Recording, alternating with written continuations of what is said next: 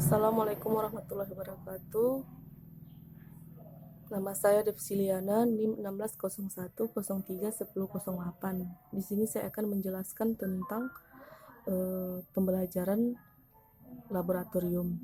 Baiklah, pembelajaran di laboratorium ada metodenya, yaitu yang pertama peragaan atau demonstrasi, di mana mahasiswa memperagakan apa yang sudah dijelaskan oleh dosen pada saat pembelajaran di laboratorium.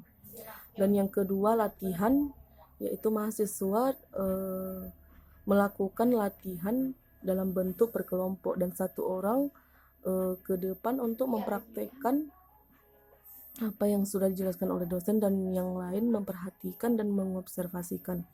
Dan yang ketiga penyelidikan terstruktur, keempat penyelidikan secara terbuka, dan kelima proyek atau project.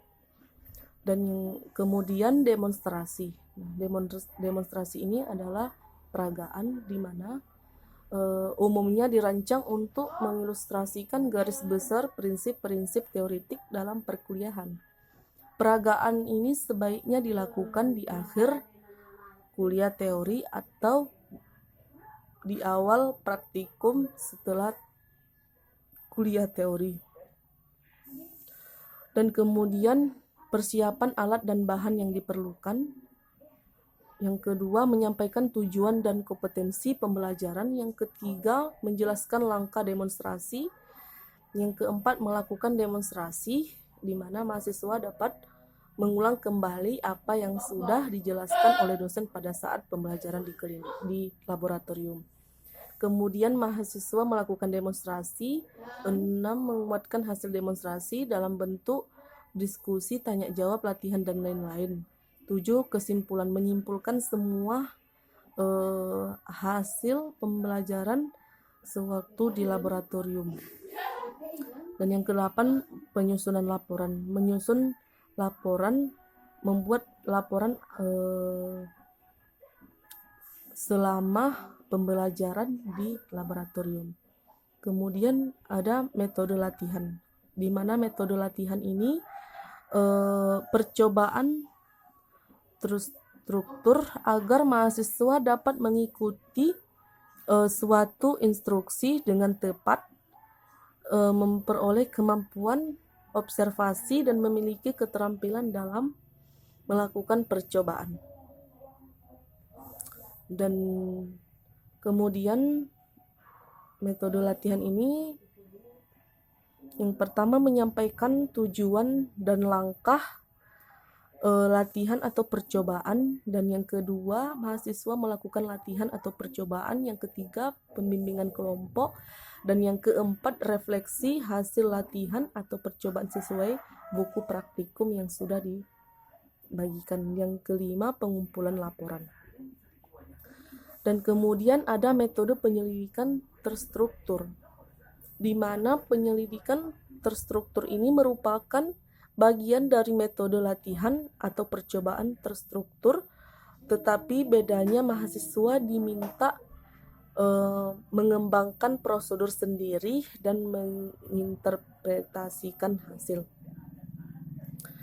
Dan kemudian ada metode penyelidikan terbuka, di mana penyelidikan yang dikondisikan mahasiswa dapat mengidentifikasi sebuah problem, memformulasikan penyelesaian, mengembangkan atau menyusun pelaksanaan percobaan, menginterpretasikan hasil, dan mengetahui penerapannya.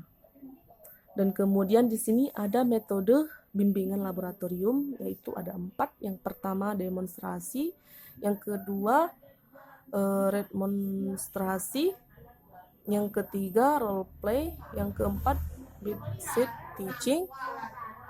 Di sini beat sheet teaching ini yaitu metode bimbingan yang dilakukan di samping tempat tidur klien dengan mempelajari klien terhadap asuhan kebidanan yang dibutuhkan oleh klien.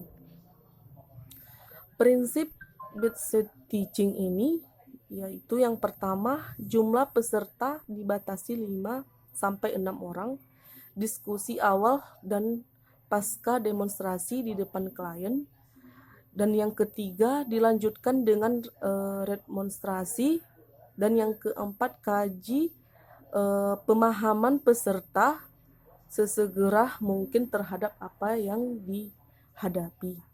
Yang kelima, kegiatan yang didemonstrasi adalah suatu yang belum pernah diperoleh oleh peserta didik sebelumnya. Dan yang keenam, perlu dipersiapkan fisik psikologi dari peserta dan pembimbing. Baiklah, sekian dari kesimpulan dari semua materi tentang pembelajaran di laboratorium.